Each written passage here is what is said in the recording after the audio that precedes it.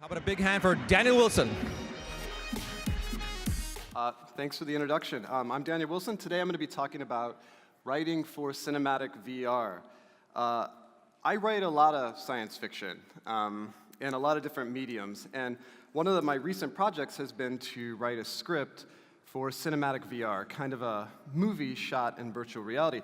So for the next 10 minutes, I'm going to very quickly share what I've learned about that. So what exactly is cinematic VR? It's an immersive 360-degree VR film that feels like being transported into a regular movie. So they're shot with these, they're shot with these panoramic camera systems that point every direction, and you watch them by sitting down in a chair, putting on a head-mounted device, and looking around. And you do look kind of dorky while you do that. So I'm a writer, so I'm going to talk about the writing aspects of this, and it's going to overlap a little bit with some technical aspects like directing and filmmaking, but not really on purpose. I am aware that there are people called directors who are out there and actually have to go outside and shoot movies, but most of my life is spent inside the coffee shop where it's safe with my laptop just typing out my stories. So my first question when I was asked to write a script for cinematic VR was, why? What's unique or interesting about it? And the answer really is immersion. There's this great line in The Never-Ending Story, which I watch a lot because I have kids and also I'm a dork. It's the part where this crusty old bookseller leans over to this little boy and says, "Your books are different. Your books are safe."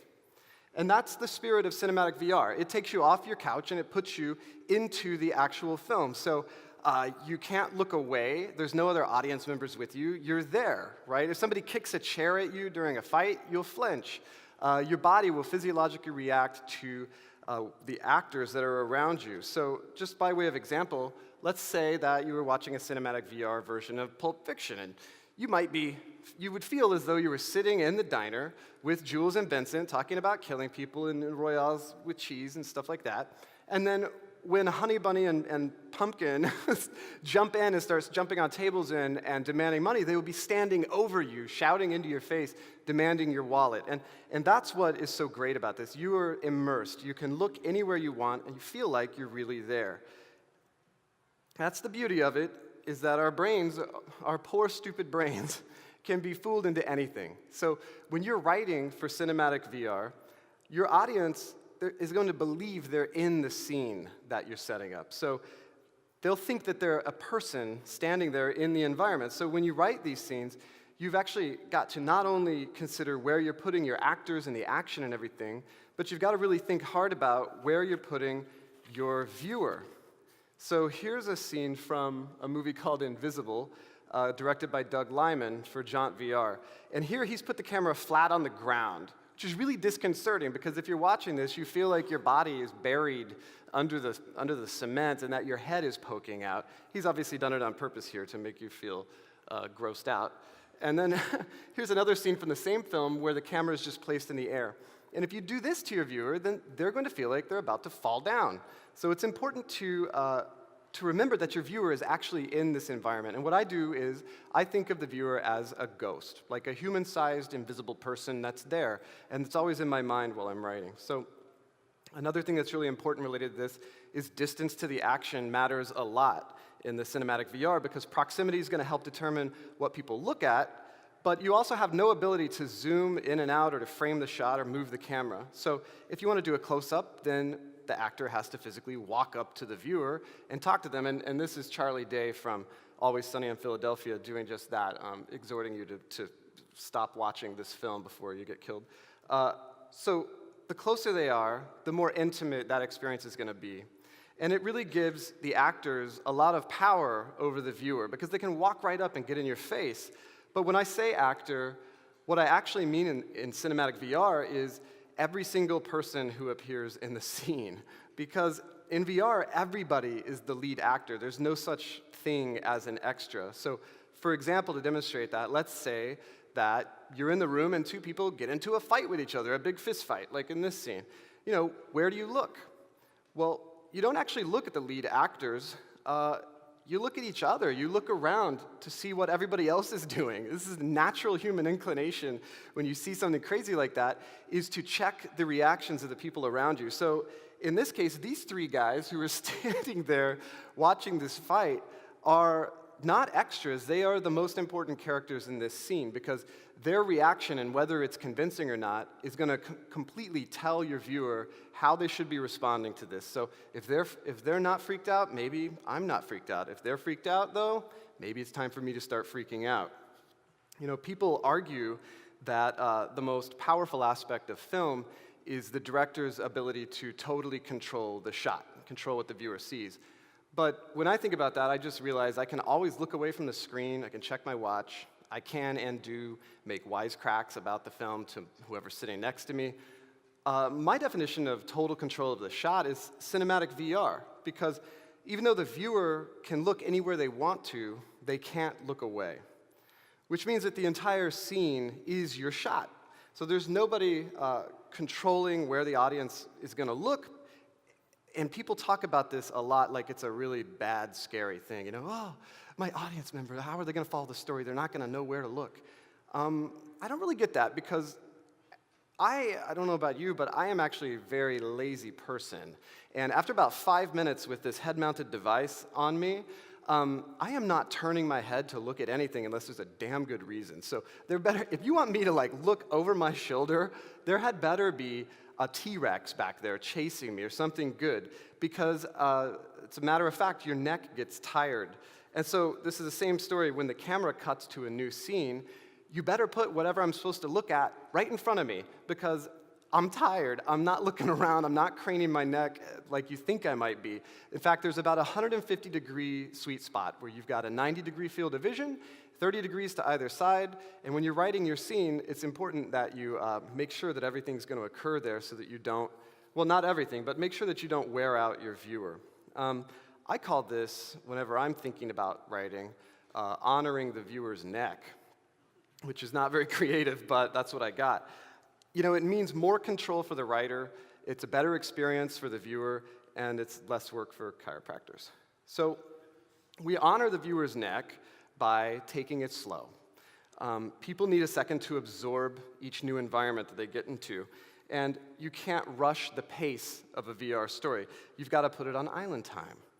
Every cut is going to be like teleporting to a new location, and so you need to use long scenes and let the action build over time.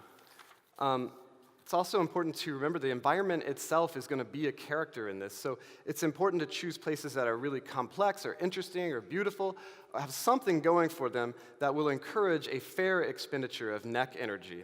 Another great advantage of cinematic VR is that you have this scope to allow multiple stories to happen at the same time. So when you're walking down the street and you see other people walking around, each one of those people is a story that's happening. They're going someplace for a reason. And this great advantage of being able to show somebody an entire environment and break out of just a two-dimensional flat screen is that you can show potentially dozens of these stories happening at the same time. But even so, the neck can only take so much, and right now, the way that cinematic VR is typically delivered to the viewer are in 5-minute serialized episodes. So you typically have about 5 minutes to tell your story before people get tired. So just to put all that together, what you end up with is a slow pace. You've got 5 minutes. You're going to need a hook to get the viewer absorbed in it. You're going to need exposition to reorient the viewer to whatever your story is. And then you got to have a cliffhanger at the end in order to make sure they come back. So when do you actually tell the story? I think that is actually the biggest challenge of cinematic VR, of writing for it. So it's a lot less like screenwriting to me, and it's a lot more like writing comic books. So I spent a couple of years writing for DC Comics, and I'm amazed by the parallels, actually, because in comics, you've got totally limited space, complex ongoing stories, and if you're doing a superhero team, you have a lot of characters with complex interactions with each other. So you've also, as a writer, got to take it easy on the dialogue and the captions because there's not a lot of space. So as a result, what I learned was to let the art do the talking. because one panel of artwork can push simultaneous stories ahead all at once. So if you're going to write for cinematic VR, I would suggest reading comic books or graphic novels. Actually, that's just not a bad idea to do that anyway. It's pretty fun. So that's my 10 minutes. To summarize, choose a handful of great settings.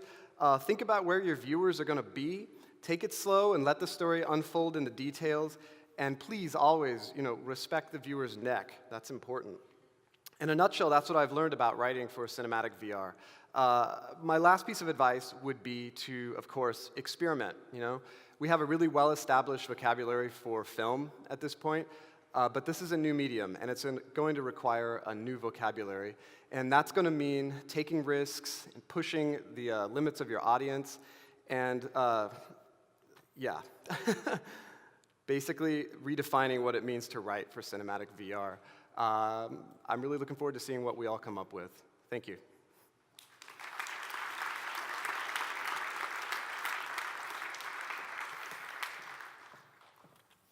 Ready? Hey. Hello, I'm Ayelet. I'm from Set Creative. That was great. Thank you. I wanted to ask you a few questions before we turn it over to the audience. One of them being sort of towards the end, you were talking about how so much can go on in one scene. And so I think about video games a lot when I think about VR, which I know is not the same. But do you think we're going to change our sort of movie watching culture and style for these stories that are so rich, where we have to keep watching them to get more out of them or have a different experience with them? I think people do that already, right? I mean, there's kind of like the first time you watch a movie, and then the second and the third time, and then you'll notice if you're watching your favorite movie for the 100th time, you just end up staring at the background the whole time, and you're absorbing all those details. And I imagine this is another version of that, When people go into a new medium, they typically bring the habits from whatever medium is most similar, And so in this case, it's probably watching film. So there's a tendency just to focus on what's ahead of you. I mean, respecting the viewer's neck, that doesn't mean just showing them a 2D movie right in front of them and using all of that as atmosphere, all the side stories that could go on. I think it means finding really good reasons to make people look around and to engage them in that way. Great. I want to see if there were any questions out here. No? Oh, would you like to go?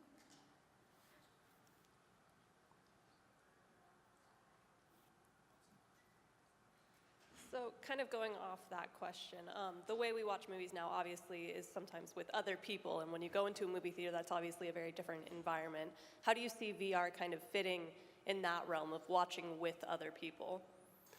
Yeah, right now it doesn't really afford that luxury, right? You don't have that, and it's interesting because, I mean, I don't really see any way around that, because you'd have to insert another human being into the environment next to you. It would seem very weird, because in fact you yourself are invisible, whenever you're watching one of these cinematic VR films.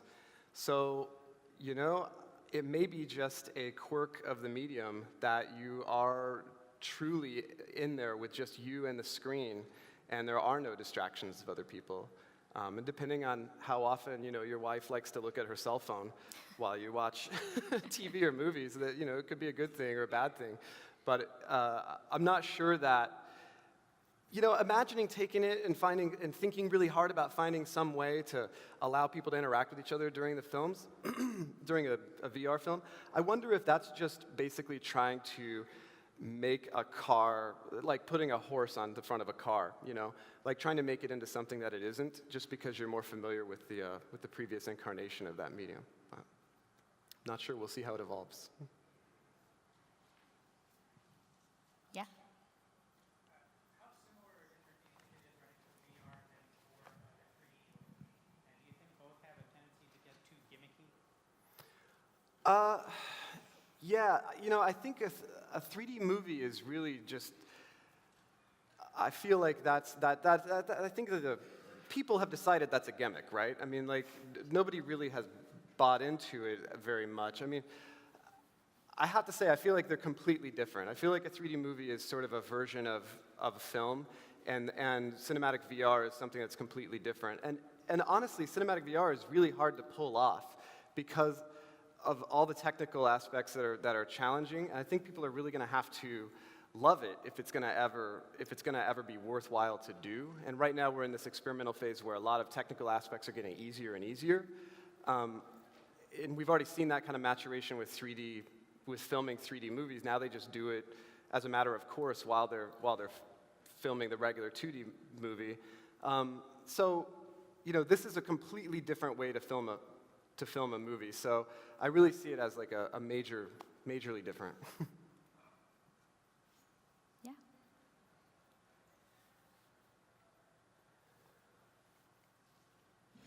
How much is the sore neck effect due to the equipment you're using, the weight of the headset or something like that? You know, so the equipment itself doesn't, I can speak subjectively on this, the equipment itself doesn't bother me so much. It's just the actual, so you're in a chair and you're kind of like, you know, you're kind of going like this. So there's a certain physical range of motion that's sort of okay. If you're making somebody constantly crane around, or the worst is if you change camera locations and then suddenly everything's behind me, you know, those are just basic, like, shopkeeping. You know, that's just basic stuff that I think you should just be mindful of whenever you set up the scene itself in the first place. You know, it's not that the weight of the head-mounted device kills me or anything. It's literally just moving around. You know, I mean, when you watch a film, you're so sedentary. When you read a book, you're really sedentary. My kids, when they play video games, they kind of move around a lot, but not me, right? I'm beached up on the couch. You know, my thumbs move, that's it. So maybe there's something to get used to here. Maybe we will all love cinematic VR so much that we get very strong necks, and we walk around like this, and like we look at people that don't watch cinematic VR, and we pity them for their frail neck area. You know, that could be potential. It's always a possibility. Yeah, it could happen. It's all about staying fit. I wanted to ask you something as well. So I know you're new into dabbling in the like cinematic VR, but I wanted to get your thoughts on if you think this type of storytelling or even technology and what we're allowed to do now, if that's going to start bleeding into other industries or other realms of our lives that are going to actually be, you know, meaningful and have use to us. Well, I mean, it's like, when do you want to look at this stuff, right? And one thing, there's some picture on the internet that I saw of a guy, and he's in a subway, and he's just like, he's got on shoes like mine, and he's just slumped back, and he's man-spreading like crazy, and he's just got on his VR goggles, and he's just like having a great time on the subway. I can see that, right? I mean, I can see that bleeding into day-to-day life. I could imagine, you know, the Vive headset has cameras that point out. I mean, this is dystopic, but I could totally imagine, you know, right now when I'm walking down the street and I want to think, I put on my hoodie, I put in my headphones, it's like, don't bother me. How long until I just strap that baby on and just witness the world through the camera? I mean, that would make me pretty damn unapproachable, right? If I had the bug eyes and everything. So, you know, I don't know where it's going to bleed into people's lives, but I could imagine, you know, cinematic VR being a big deal on airplanes and places where you really, you know, technology has created a crappy situation for you in the form of, you know, airlines and flying. And so what's the solution except to throw more technology at the problem to try to alleviate it? In this case, I'm cramped up in a tiny space. I need some way to convince myself that I'm not, you know, and that would be cinematic VR. And then, I mean, they would have to make the seats bigger or something, right? They could make the seats smaller and just hand out the VR thing. It would be like the Matrix. We'd all be in like amniotic sacs, you know, packed in, experiencing the Matrix and flying, you know, wherever we're going. They could slow down the airplanes, and I mean, it's a wonderful future. Thanks. Yeah, I think we have time for one more.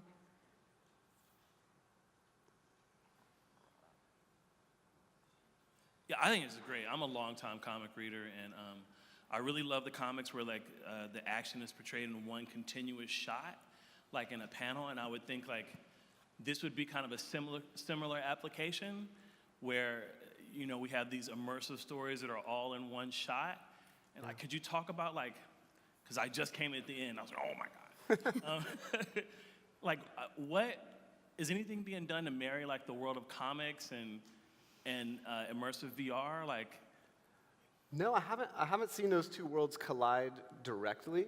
But in terms of setting your expectations as a writer to the constraints that you have for the medium, I wrote a bunch of novels, and then I started writing the Earth 2 series for DC.